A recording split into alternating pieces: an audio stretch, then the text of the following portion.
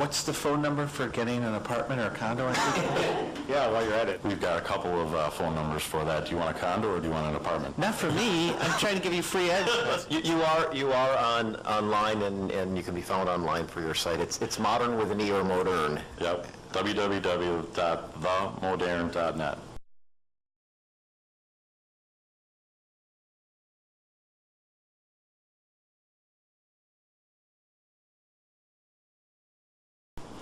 Mr. Barrett, pretty excited about your building coming online, but I just have to say something that my 10-year-old son said to me every time I drive him downtown about the Sidney High building. He said, we can't see that other new building because this old raggedy building is in the way. That's coming from a 10-year-old. So hopefully at some point he won't be making those comments. So I guess I'm tipping my hand to which way I'm leaning on this.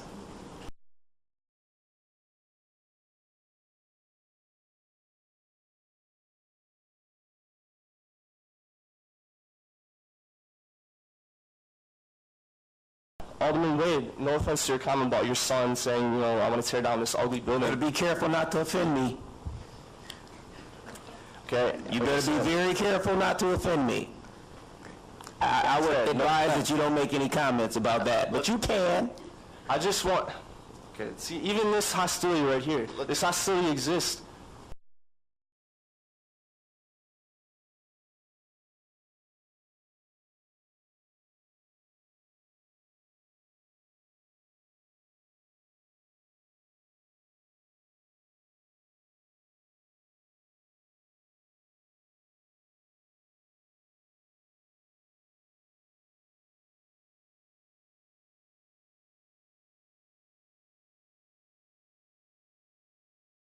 In my experience with these older buildings and buildings that are considered to be obsolete, I think it's a mistake to think that they are an impediment to development.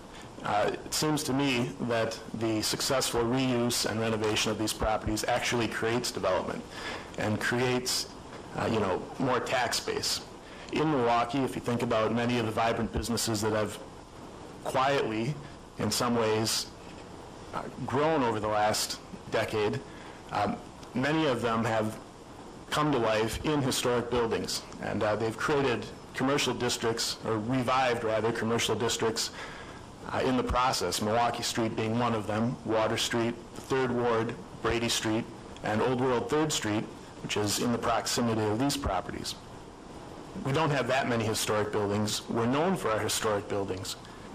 And we're not building any more historic buildings. So each time we lose one, we lose an opportunity. In this Park East area, these properties, at least the way I see them, could become a gateway for larger developments. So I think that if these buildings are in fact saved, you could provide proof of economic viability in the Park East, which would allow future larger developments and the financiers and investors in those projects to have faith in the Park East. Keeping these buildings and renovating these buildings successfully can be a step towards getting the whole Park East rolling. I don't see any strong reason to create more of a parking lot. I think that the economic activity that could come from these properties would do much more for Milwaukee in terms of creating jobs, creating a larger tax base, and allowing the small business community to continue to diversify and innovate. It's incorrect to think that a vote to save these buildings is a vote against development. And the way I see it, I think if you vote to save these buildings, you're really saying that at the Park East, you are looking to include Milwaukee's small business community in any future development activity.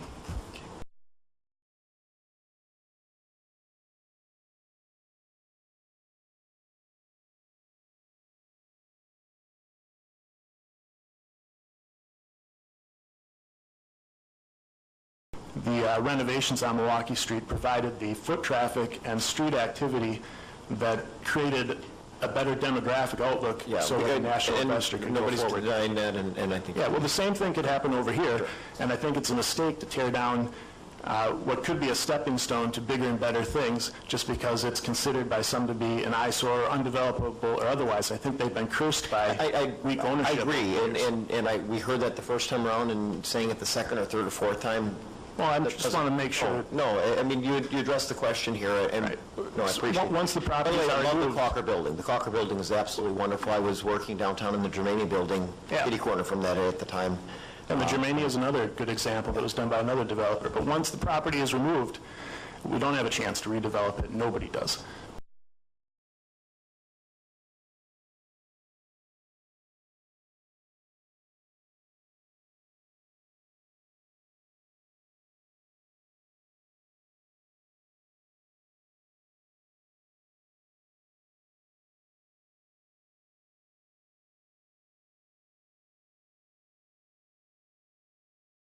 I'm here as a small business owner. I own a business. It's actually a cooperative remodeling business with 4 other owners, and I just essentially wanted to put my 2 cents in about this cost-benefit analysis that seems to take place in Milwaukee when it comes to development.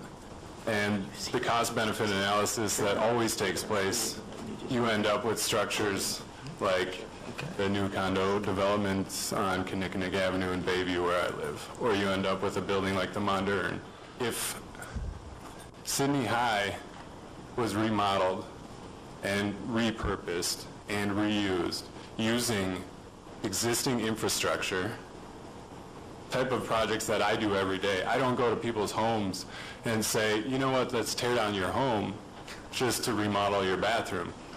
And that's what we're talking about. Essentially, we're talking about good infrastructure that can be repurposed and that can bring in people at the neighborhood level to really establish community.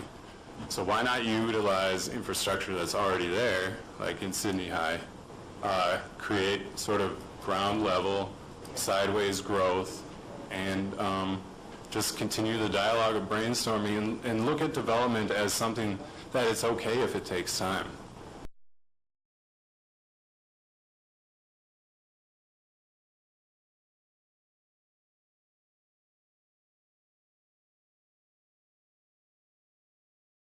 People who come to our city are extremely interested in the heritage of our city, and that is embodied in the built environment. You understand your history through the built environment. When something is gone, the reminder fades away. I drive through Park East all the time, and it is a blight as an empty, vacant land. And there is hope for this building as a part of development. And I think that tourism dollars that return to our city come from people who fall in love with the history of our city. It's true. People fall in love with the beauty of our city. And I think that Sydney High can be a part of that. And there's a place for all parts of our city and all types of development. But like so many people have said, once it is gone, it is gone. There does seem to be a serious dichotomy or a serious conflict between preservation and development. And I think that whether it's in the city, even amongst this table, you can see I could have probably told you who was going to go vote which way by who was looking at their computer the whole time or who was engaged. Let's work together. Let's do something. At least make a semblance of that we care about the conversations that we're having. We're having them because they're important. There's a lot of concern over the Sydney High building being a blight on that area. My concern when I pull off McKinley, it's not the prettiest building on the block, no doubt about that. But there's 3 empty lots that could also be considered a blight on that area. If it's so concerned about Sydney High being a blight, why aren't we planting at least some grass to make it look more approachable to developers? Like, put a garden and put something there to start developing that land. Don't blame it on Sydney High. You got the Modern and you got Aloft right across the street. Those were not hindered because of Sydney High. You can't deny the historical significance of the building, and it deserves a thorough investigation of what's going on, and it deserves a good look. That's why I'm here today. I think the historical significance of this building is important to respect. The Sydney High building has, for me, some personal connection to my personal heritage. It's easy to look at this building and say, okay, well, this is nothing more than a property, a piece of something to own. that may be how this committee views it. That is not how I view it. I feel that this is an important building that is literally part of the heart and soul of what makes Milwaukee, Milwaukee. And to take and rid ourselves of that is a huge error. It is a huge mistake. And like I said, I feel that it is a crucial building to the history of our city. To do away with it means that we will never have it again. If you allow this interim petition to continue or to go forward, is to give us time to talk to people who are interested in preserving the history, but also making it a viable economic interest for this city. There's literally hundreds and hundreds and hundreds of local businesses and artists and musicians who have come out of that building and can direct their root experiences from that building that have went on to crazy success, you know, amazing success, $1 million success. We want public debate.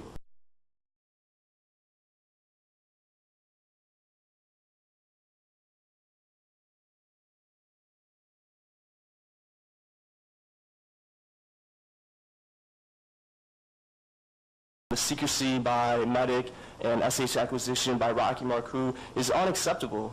You know, I feel as common council members, you guys are the ones who are most disrespected by what Medic did, by what SH acquisition did.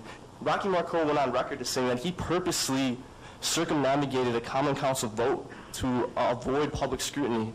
Okay?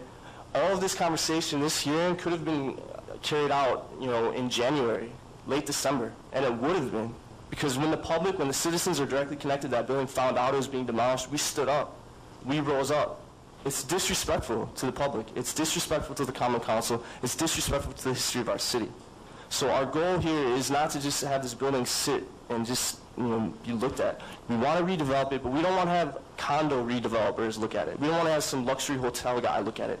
We want the citizens of Milwaukee to look at it, the artists, the local business owners, you know, the artistic community, the music community. There was a study done not too long ago that says Milwaukee area arts had a $300 million impact in 2010. A $300 million impact. Every year, our art and music community grows. Every single year. That is the epicenter, that is the hub of virtually every single form of art that has come out of this city since the early 70s. It is an example of creation. It is an example of the sheer will of an individual Milwaukee citizen to do something great. Rocky Marcoux does not care about the history of City High. Medic does not. SH Acquisition is a front organization. It's a piece of paper. It's not a real organization. I understand the time limit, and I respect that. We need an open forum where creative, energetic, young minds can attach this, or attack this issue, tackle this problem. We want to take City High to its roots. We want to salvage what we can. We don't want to hinder development. We want to make an example for the whole country that your history is important. And all it takes is an idea. It takes imagination. If you give us the chance to talk to people, to express our interests, to express what's possible, I believe firmly, and I'm supported by hundreds and hundreds of Milwaukee citizens, that we will create City High into something that is economically viable, that will, you know, pretty much show everyone who doesn't believe in the city of Milwaukee that we matter, the citizens matter, our history matter. You know, no more condos. No more vacant lots for 10 years. No more luxury hotels. That's not us. That's not Milwaukee.